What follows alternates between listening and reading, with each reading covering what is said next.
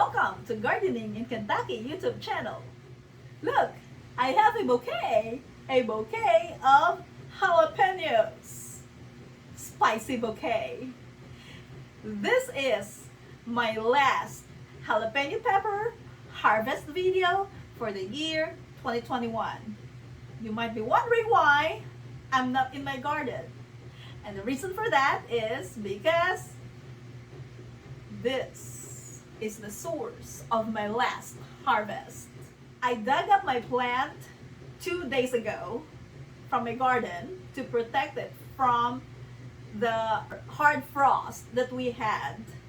We actually had 3 nights already with below freezing temperatures after I removed this plant from my garden. In the previous video, I showed you how to overwinter the plant. But then I didn't show you what I did to the trimmings. And so, we're gonna be harvesting! This is gonna be an amazing harvest. And one of a kind because we're harvesting in my indoor workspace. This is the tool that I need. Very simple, just a pruner. And let's cut the fruits of this plant one by one. Let's have a close-up of that.